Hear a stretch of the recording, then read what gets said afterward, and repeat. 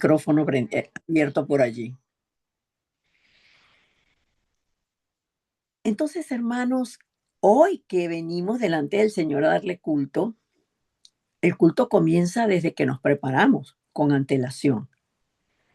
Por eso el estar dando culto a Dios es una concentración. La concentración en el saludo del hermano que comienza el culto, que se le llama presidente del culto. En ese saludo, cuando veo a la persona que está dirigiendo el culto y lo bendigo a ese hermano, a esa hermana. Hoy bendecimos a Epifania, que está como presidente del culto, dirigiendo el culto, marcando la pauta en cada paso del culto y también haciéndome partícipe en la lectura de la palabra.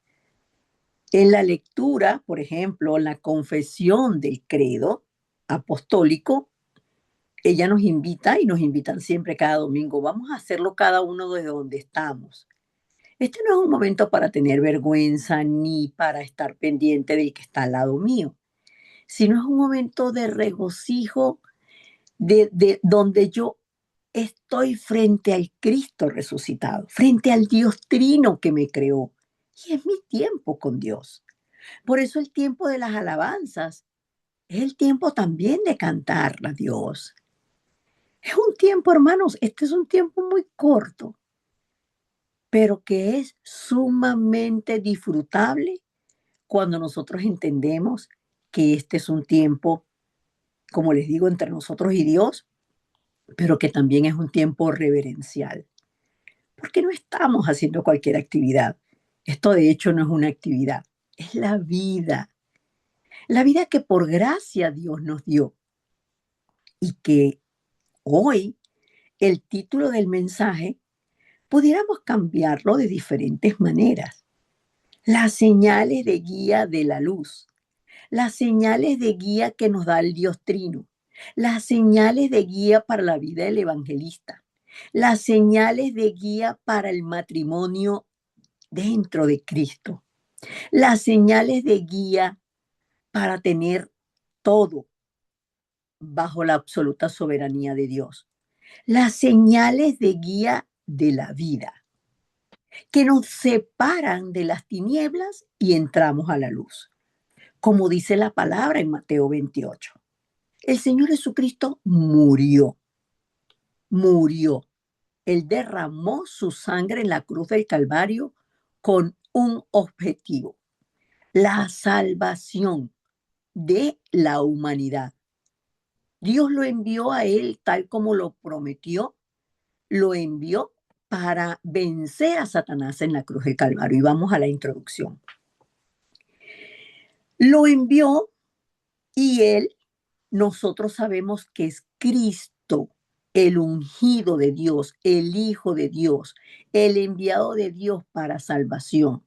Ahora, ¿por qué necesitamos salvación? Lo veíamos la semana pasada, porque todo es un continuo. La semana pasada no es que hablamos de un tema y hoy otro tema, así como por allá, como está dentro de la Biblia, pero en cualquier parte de la Biblia, sino que todo es una corriente. Por eso es que aunque no podamos recordar todo el culto, se nos va grabando el mensaje y Dios nos va recreando con la palabra. Y es que el hombre tiene un problema original que es el pecado. Decía Johan en su oración, antes estábamos en pecado, éramos pecadores, pero ahora somos hijos de Dios.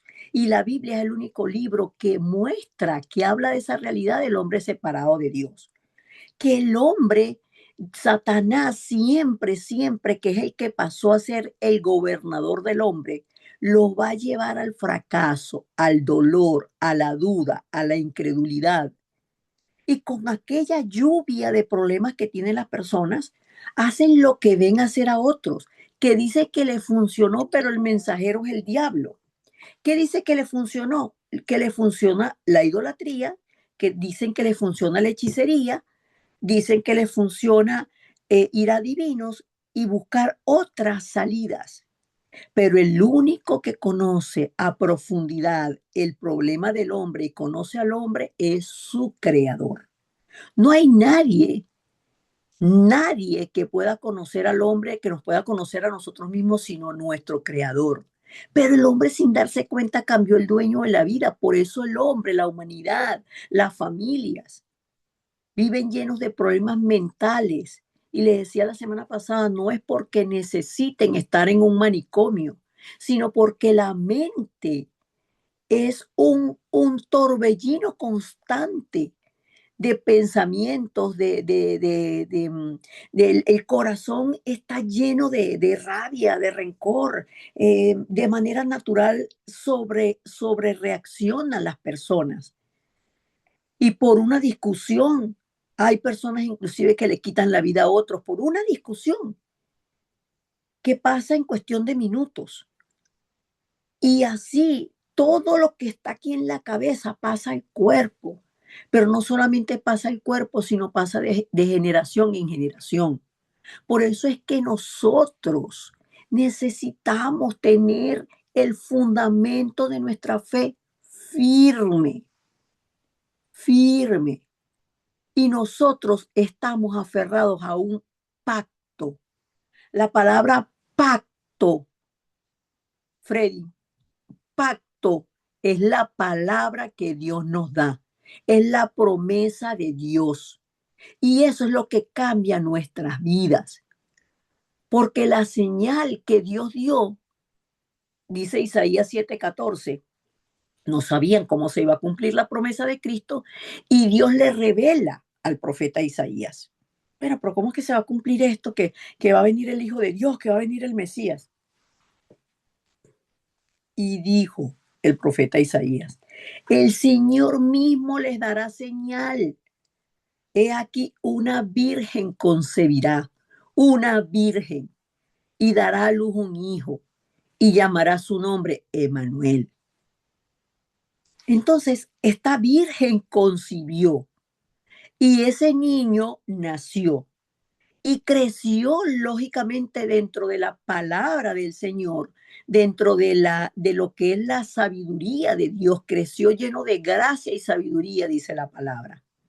Y Cristo, que como que nosotros sabemos que Cristo tomó nuestro lugar en la cruz del Calvario, Él no solamente murió, sino también resucitó. Y eso es lo que nos da el nuevo pacto. El nuevo pacto es que Cristo se hizo el verdadero profeta que abrió el camino para ir a Dios. Nos abrió el camino para encontrarnos con Dios. El verdadero sacerdote que nos da la libertad del pecado y de la muerte. Miren, meditaba yo en la palabra, meditaba yo en el mensaje. Y, perdón, y nosotros hoy en día no hacemos sacrificios, porque el sacrificio de Cristo en la cruz del Calvario fue completo. Él consumó la salvación. Pero por qué tenía que sacrificarse Cristo y por qué sin derramamiento de sangre no hay perdón de pecados? Porque fue la manera como Dios estableció que se expiara el pecado a través del sacrificio que presentaba el sumo sacerdote, una sola persona, está autorizada para eso, pero la sangre que se derramaba era de animales.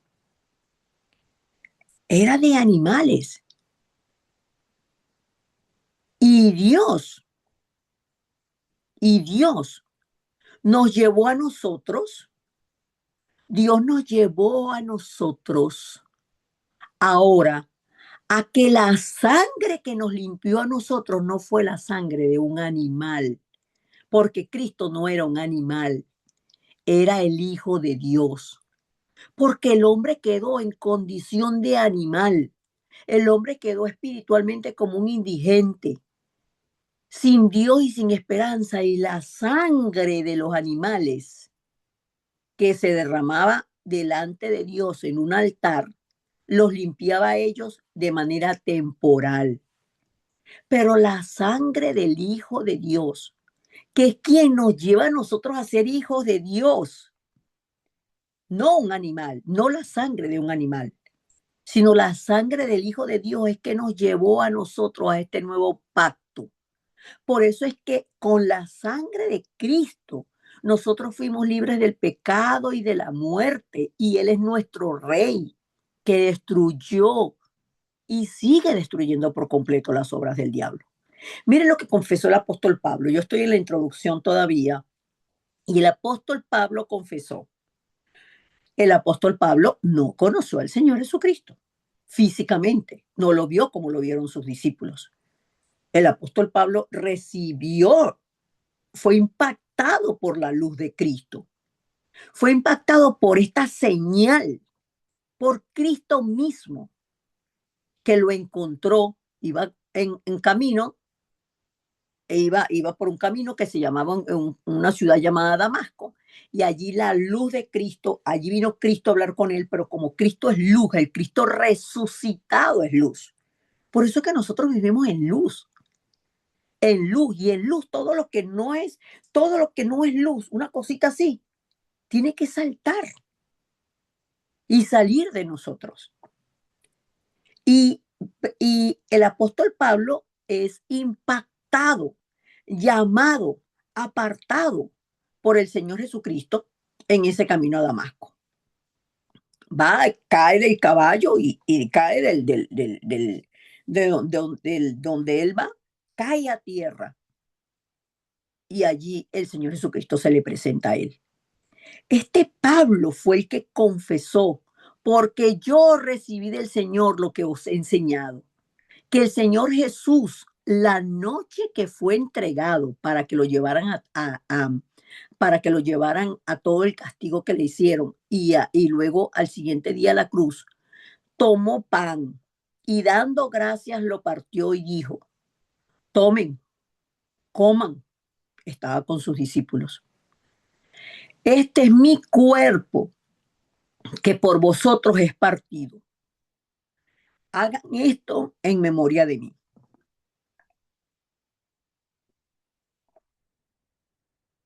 También tomó la copa después de haber cenado, diciendo: esta copa es el nuevo pacto en mi sangre. Haced esto todas las veces que las bebieres en memoria de mí. Así pues, todas las veces que comiereis este pan y bebiereis esta copa, la muerte del Señor anunciáis hasta que Él venga. Amén. Primera de Corintios 11, 25 y 26, encontramos esta palabra. Hay muchísimo que hablar de esta palabra, muchísimo. Pero el Señor Jesucristo dice: mi cuerpo va a ser partido por ustedes. Cuando ustedes se reúnan en mi nombre y coman el pan en mi nombre, que es lo que la iglesia conoce como la Santa Cena, cuando ustedes coman este pan y ustedes beban de esta copa, ustedes van, dice, eh, la muerte del Señor, ustedes están anunciando hasta que Él venga. Pero el Señor resucitó al tercer día. Por eso nosotros en la iglesia dice: ¿por qué no hacemos Santa Cena? No va a haber un momento en que todos estemos, los que estemos en la iglesia, tengamos la conclusión de vida en Cristo. Pero antes de que nosotros tomemos la Santa Cena como un ritual o como algo que nos limpia de pecado, el hecho de comer el pan y de tomar la copa, como si eso no fuera a limpiar, como se hace en la iglesia católica, nosotros tenemos que comprender el fundamento de nuestra fe y vivir en el fundamento de nuestra fe. Y así es que nosotros tenemos ese poder de la resurrección, que es mi torre. Yo no tengo que fundamentar, establecerme en esta confesión. Ahora, siempre les digo, es de un día para otro. No, no es de un día para otro, pero es una constante perseverancia. No es que hoy estoy aquí y mañana y otra vez y ya estoy aquí. No, es perseverar. Sí, caemos y cometemos errores, pero Dios nos trae nuevamente a Él porque comprendemos la magnitud del sacrificio de Cristo y la magnitud del regalo de la salvación, como hacíamos la semana pasada la confesión de lo que es recibir a Cristo. Y nosotros que hemos estado viendo que el comienzo de la torre es mi fe, que yo me levanto, una torre no se mueve, una torre de electricidad, una torre de control aeroportuaria, una torre de estas que se utilizan para las comunicaciones. Eso tiene un fundamento, una base muy fuerte y también una estructura muy firme para que no lo arrase la naturaleza. La naturaleza de Satanás es el diablo. Por eso nosotros, al estar fundamentados en Cristo, podemos experimentar ese primer itinerario. ¿Qué es cuál? Es confirmar todos los días la palabra de Dios. ¿Dónde estoy yo con lo que estoy haciendo? ¿Dónde estoy yo hoy en la palabra de Dios? ¿Cuál es la palabra que Dios me da hoy? El pan nuestro de cada día, dánoslo hoy, Señor, danos la palabra que necesitamos hoy, hoy. Y cuando nosotros confirmamos la palabra, entendemos la palabra, esto es lo que Dios dice. Yo soy su hijo, yo soy su hija, lo dice Dios. Dice que yo tengo respuesta para la oración, que el Espíritu Santo vive en mí, que Él mora en mí, que Él me llena, que Él me guía. Entonces, ¿por qué yo estoy así? Lléname, Señor, guíame. Ahí yo estoy tomando lo de Dios para botar lo mío. Y por adelantado ya Dios cumplió su palabra. Por eso es que hablamos de las 7 señales de guía, que la tenemos aquí en lo que es la introducción. ¿Cuál es la guía que ya el Señor nos dio y que ya lo cumplió? Llevarnos a nosotros a creer que Cristo consumó todo en la cruz del Calvario, que resucitó y los hombres lo vieron resucitado, que Él nos justificó delante del Padre, descendió al cielo y estuvo con los discípulos hablándoles acerca del reino de los cielos 40 días. Y les dio la promesa del Espíritu Santo. Y ellos se fueron al aposento alto con esa promesa. Y aferrados al pacto del Calvario, aferrados al mensaje del Monte de los Olivos, ellos entonces ahora pudieron experimentar el poder del Espíritu Santo manifiesto en Hechos 2, como lenguas de fuego, repartidas, todos recibieron al Espíritu Santo.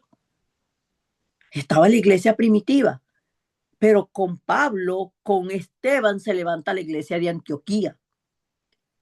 Y es la iglesia de Antioquía quien ordena los primeros discípulos. Están los discípulos allí, los discípulos que están entendiendo no la ley judaica, sino el nuevo pacto y la sangre de Cristo. Y ahí se levanta Pablo, se levanta Bernabé, se levanta el equipo de evangelismo.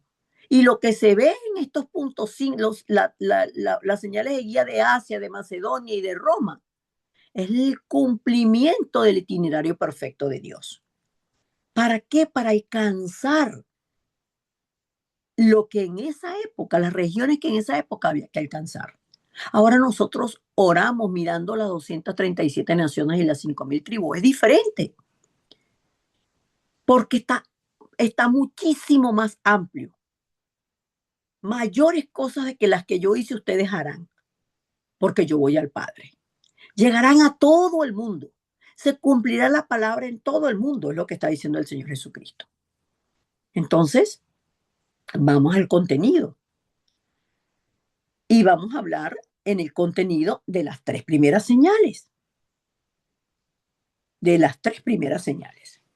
Ahora, en el monte Calvario, el Señor Jesucristo dijo, consumado es. Juan 19:30. Juan 19:30 es cuando el momento que el Señor Jesucristo pidió agua, pidió agüita, que le dieran agua y le dieron fue vinagre, por la maldad que había en esas personas, esos hijos del diablo que estaban allí llevando a cabo la muerte del Señor Jesucristo. Y él le dijo al Padre, Padre, ya la salvación de los hombres fue completada. La misión que tú me mandaste a cumplir, ya la cumplí. Los hombres vuelven a estar, la humanidad vuelve a ser una con nosotros como era en el principio. Eso es lo que dice el Señor Jesucristo. Y ese es el poder al que nosotros nos aferramos. Tenemos que agarrarlo, como si estuviéramos en alta mar y nos encontramos con una tabla. Nos encontramos con una tabla y nos agarramos de esa tabla. ¿Por qué? Porque en alta mar vamos a fallecer, vamos a morir. Pero en la vida, en la tierra, sin Cristo, el hombre vive muerto, vive vidas de infierno y finalmente va al infierno. Y nosotros tenemos que aferrar este poder para, para dejar todo obstáculo, todo lo que se interpone en que nosotros creamos de manera genuina en Dios. Toda incredulidad. Solamente el pacto en Cristo, en que Cristo lo consumó todo. El sanar desde lo más profundo la raíz espiritual que Satanás nos dejó, porque nos grabó lo suyo. El corazón del hombre tiende al mal. ¿Por qué? Porque Satanás primero estuvo allí. Y eso nos lleva siempre a querer hacer para solucionar. A quitarla, o sea, porque tengo tanta preocupación, porque es que usted no entiende, porque es que si usted estuviera en mi puesto. Pero es que precisamente de eso se trata, que mientras nosotros más conocemos a Cristo por su palabra, porque Cristo es la palabra, Cristo es el verbo que se encarnó, todo termina. Mientras más lo conocemos, todo termina, porque si yo estoy en mi nivel, no tengo ningún poder. Pero ya Cristo terminó todo en la cruz, terminó el desastre en que yo vivía. Ahora, yo no podía saber, ninguna persona que está sin Cristo puede saber de dónde viene este problema, porque yo siempre estoy en este problema, por qué no avanzo, por qué no salgo, por qué. Porque vivo sin saber que Satanás obró y que Satanás, quien gobierna, es el infierno. Pero Cristo terminó todo, lo venció, deshizo todas sus obras, me dio una identidad con la que yo no puedo fracasar. Allí comienzo yo, ahora tengo una nueva vida. Y es lo que hacíamos con la confesión de fe el domingo pasado. Tengo una nueva vida. Ahora, mi vida de fe comenzó el domingo pasado. No, comenzó en el momento que yo confesé a Cristo. Si hay alguno de ustedes que confesó a Cristo por primera vez con esa oración el domingo, su vida de fe comenzó el domingo pasado. Pero tenemos que creer siempre que Satanás no muere y que todo tiempo nos va a atacar con diferentes problemas. Y ahí es cuando yo confieso, pero ya Cristo consumó todo en la cruz del Calvario. Tú no tienes poder sobre mí, Satanás, porque ahora yo soy un hijo de Dios. Y así es que conocemos el valor de aferrarnos a Cristo.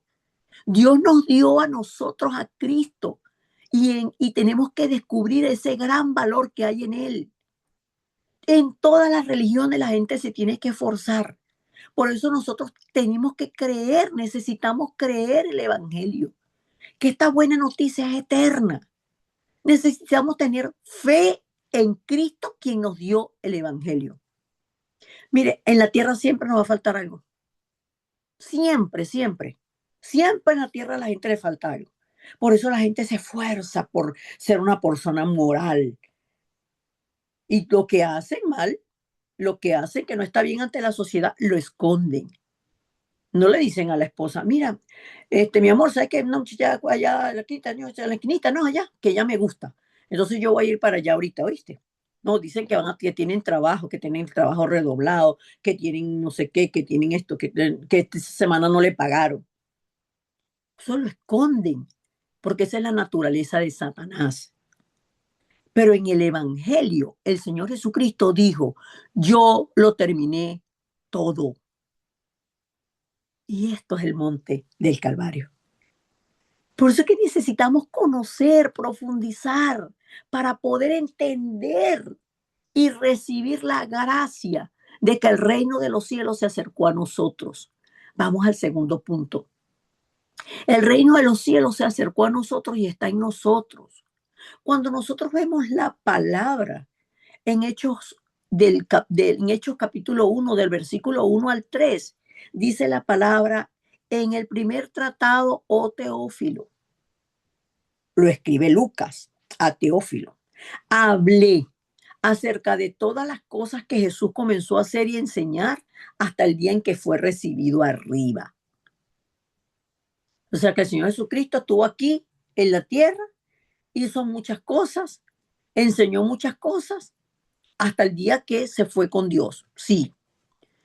Después de haber dado mandamientos por el Espíritu Santo a los apóstoles que había escogido. Ah, ok. Ok. Entonces el Señor Jesucristo ascendió al cielo después de la cruz y él antes le había dado mandamientos por el Espíritu Santo a los apóstoles. Le había dicho que les había dado la promesa del Espíritu Santo sin haber ido a la cruz. Va a la cruz, resucita y él había acordado con los discípulos que se veían en el Monte de los Olivos. Solo que ninguno de los discípulos creía.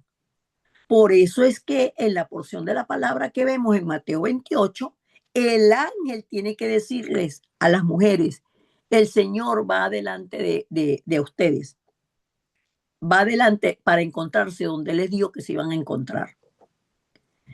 Entonces se encuentran, ese es el 3.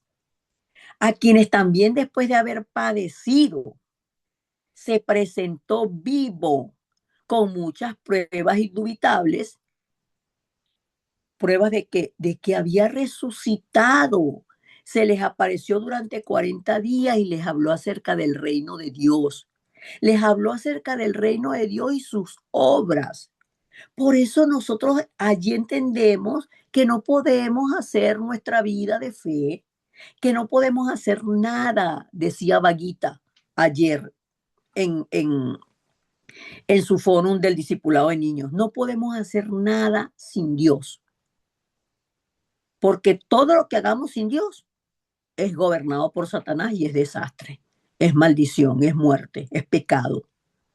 Pero nosotros no podemos hacer nada sin Dios. Ahora somos llamados a hacer la evangelización y por eso es que el Señor nos da el poder del trono celestial. Esa es la razón por la que los concentra durante 40 días. Ahora tenemos nosotros que concentrarnos 40 días y que después que nos concentremos 40 días tenemos el poder del Espíritu Santo y el reino de Dios. No, esto es un continuo, es un continuo. Es bueno que lo hagamos 40 días, sí. Hay una garantía de que en 40 días yo tengo el poder del Espíritu Santo. No es así, porque esto es un don de Dios para corazones sinceros. Y por eso es que allí en el Monte de los Olivos, allí en el Monte de los Olivos, ya el Señor les da la misión. Le dice que ellos van a ser testigos, que sí van a tener el poder del Espíritu Santo para ser testigos con el poder del Espíritu Santo. Pero para poder ser testigos y tener el poder del Espíritu Santo, tenemos que verdaderamente vivir el reino de Dios, vivir el pacto del Monte del Olivar o el Monte de los Olivos. Los llama 40 días, les da las obras del reino de Dios, les explica, les habla el misterio. Les puede hablar de esto porque Él es el primer testigo. Él resucitó en un cuerpo perfecto. Él es santo. Él es santo. Y lo que el Señor Jesucristo dijo, así fue, así es y así seguirá siendo, porque es la palabra de vida. Y miren, Por años y por siglos, la iglesia ha sido atacada. Atacada, atacada, atacada. Y nosotros somos atacados inclusive por los muy cercanos. Se burlan. Pero Dios a la iglesia le dio el misterio para salvar y cambiar todo. Y este misterio es el reino de Dios. Entonces, nosotros tenemos el poder para que todo cambie. Sí, porque el poder del Cristo resucitado nos habita. Pero nosotros tenemos que entender el significado de ese poder en obediencia a Dios. Es el pacto que cambia todo. Eso es lo que es el reino de Dios. Por eso es que nosotros necesitamos tener el poder verdadero y no el falso. La gente cree que el poder verdadero es llegar a tener títulos, a llegar a títulos académicos, llegar a tener dinero, llegar a tener posiciones, ser un presidente. No, no tiene nada que ver con el reino de Dios. Lo que es el reino de Dios es el pacto. Eso es lo que nos da el poder verdadero. Y eso fue lo que el Señor Jesucristo le dio a los discípulos con la promesa de Hechos 1:8. Estamos en el tercer punto. Eso es lo que les da con la promesa de Hechos 1:8.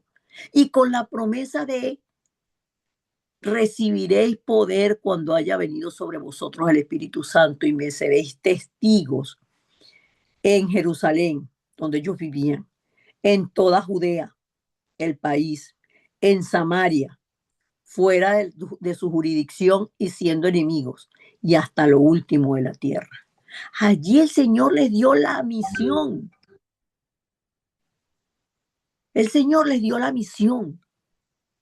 Y ellos, ¿qué hicieron? Se fueron al aposento. ¿Qué es el aposento? El lugar, y el lugar, se cree que es el lugar donde el Señor celebró la última cena con ellos. Y se dice el aposento alto de Marcos, porque uno de sus discípulos llamado Marcos vivía allí. Era un lugar alto. Ellos se escondían porque estaban amenazados de muerte. Y ellos se fueron allí ¿a qué? A orar, a confirmar la promesa de Cristo, a aferrarse al pacto dado por Cristo. Y se manifestó el poder del Espíritu Santo de manera pública. Y lo vemos en el capítulo 2 del libro de los Hechos. ¿Cómo vino el Espíritu Santo? ¿Cómo vino? Cuando vemos Hechos 2, del 1 al 4, la obra del Espíritu Santo como viento y fuego. Dice como viento y fuego. O sea, es un poder que el hombre no puede describir, es un poder verdadero. Ese es el poder que el Hijo de Dios necesita. Primero nosotros para vivir dentro de Cristo, nosotros para poder orar dentro de Cristo, nosotros para poder adorar a Dios, nosotros para poder hablar de Dios, nosotros para poder entender que todo lo que tenemos es de Dios, para adorar a Dios con nuestros diezmos, con nuestras ofrendas, para ser testigos genuinos de Cristo con vidas que lo adoren, lo alaben y lo representen. No porque seamos nosotros excelentes personas, sino porque Él nos apartó para vivir dentro del reino de los cielos.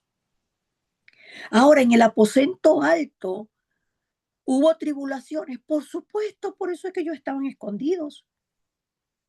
Ellos estaban escondidos, pero cuando vino el Espíritu Santo, el derramamiento del Espíritu Santo, ya nadie lo pudo detener.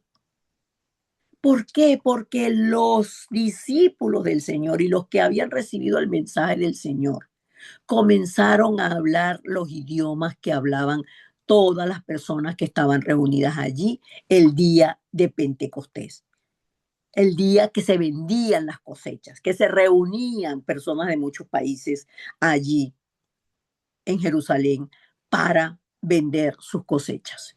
Había mucha gente rica, había gente que lógicamente eran empresarios, negociantes, pero ellos lo que recibieron no tenía nada que ver con dinero, sino recibieron el mensaje de la salvación en Cristo, las maravillas de Dios en su propio idioma. Y ahí empezó la evangelización mundial. Ahora no empezó de manera quieta, tranquila. No, hubo muchas tribulaciones. Siempre van a haber tribulaciones. Pero nosotros vemos que se levantó, sabemos por la palabra, que se levantó la iglesia de Antioquía, que ellos se esparcieron luego de la muerte de Esteban. ¿Para qué? La muerte, lo mataron por hablar del Señor. Pero fue el momento para abrir las misiones. Por eso, si nosotros tenemos problemas familiares, si a nosotros nos persiguen, si a nosotros nos pasan cosas que no entendemos por qué nos pasan, siempre oremos, Señor, abre mis ojos para ver la salvación y las misiones de evangelizar las 237 naciones y todas las etnias que hay en Latinoamérica. ¿Por qué? Porque Cristo nos salvó, ya nos salvó. ¿Cómo nosotros vamos a perecer en la mano del diablo? No, Dios no nos salvó para sufrir. Dios no nos salvó para que, claro, ahora como estás en Cristo, entonces ahora el diablo viene de todo, pues a hacerte de todo. Sí puede venir, pero Dios ya nos dio las armas. El poder del nombre de Jesucristo, el que consumó todo en la cruz del Calvario, el resucitado. Mi vida nueva en Él, ahora soy hijo de Dios. Dios da la cara por mí. Y Dios me salvó para hacer las misiones, para salvar a otros. La misión es salvar a otros, que otros conozcan que Jesús es Cristo, para que salgan del gobierno de Satanás, de la muerte, de la maldición, del infierno. Vamos a concluir. Y nosotros tenemos que hablar de Cristo porque es que Cristo es el misterio del Dios Trino. Cristo es el Hijo de Dios. ¿Cristo es Dios? Sí. ¿El Espíritu Santo es Dios? Sí. Es el Dios Trino. Dios que es Padre, Dios que es Hijo, Dios que es Espíritu Santo. Es un solo Dios y es Trino. Y hablábamos la semana pasada de que Dios, quien envió a su Hijo, al Cristo, al unigénito de Dios, Dios tenía a Cristo, o sea, ya Cristo es eterno. Cristo es antes de la eternidad. Y este Cristo que Dios lo promete es el Cristo encarnado que vino a salvarnos porque es el método de Dios para salvación de la humanidad, el único camino para ir al Padre. Y es el Cristo resucitado. Conforme a las escrituras, resucitó. Y la historia habla de un antes y después de Cristo. La historia se dividió en un antes y después de Cristo. Y este es el mismo Cristo que regresará. Es el Señor de la segunda venida. Él vendrá nuevamente por su iglesia. Entonces no nos preocupemos por el futuro. Todo está en las manos de Dios. Y nuestro Cristo es el Cristo juez, porque Él es el que va a juzgar a todas las naciones, a todas las personas, cuando venga el fin de la tierra. Pero nosotros somos eternos. Dice Filipenses 3:20 que nuestra ciudadanía es celestial. Y dice, desde donde también esperamos la gloriosa venida de nuestro Señor y Salvador Jesucristo. Y aquí es donde nosotros experimentamos verdaderamente la salvación y la sanidad. Por eso cuando hablamos de las 7 señales, es una dirección. Es la dirección en la que nosotros vamos. Pero la dirección no es el itinerario, sí, el itinerario donde se cumplen estas verdades. Son las señales bíblicas para hacer el movimiento de evangelismo. Ahora, ¿cómo lo hacemos?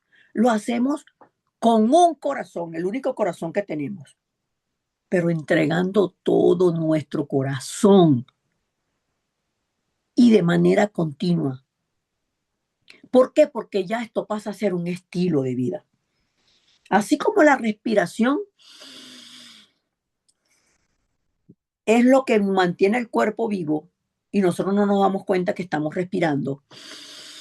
Así la oración tiene que ser un continuo. Nuestra vida dentro del Cristo resucitado es un continuo.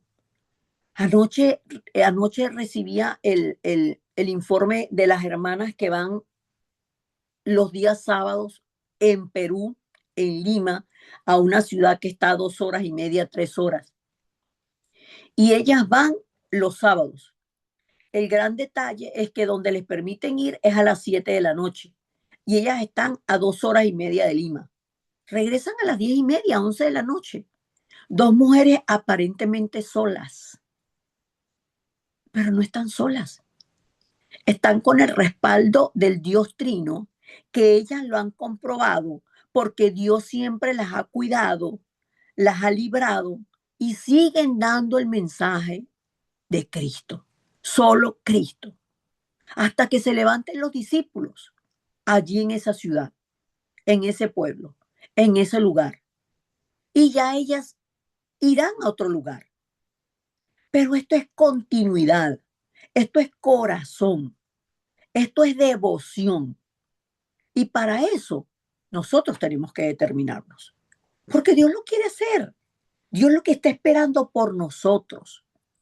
Y cuando hacemos entonces el evangelismo con estas señales dadas por Dios, que nos las da conforme a la escritura, no tenemos que esperar que nos llegue un sobrecito con la señal.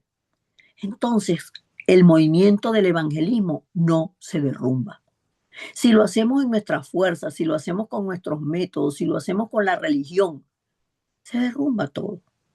Por el contrario, aunque no veamos mucho, aunque no veamos nada, si nosotros creemos el mismo Dios que creó los cielos y la tierra y los sostiene todos los días, seguirá sosteniendo el movimiento de vida, porque por cada uno de ellos murió Cristo.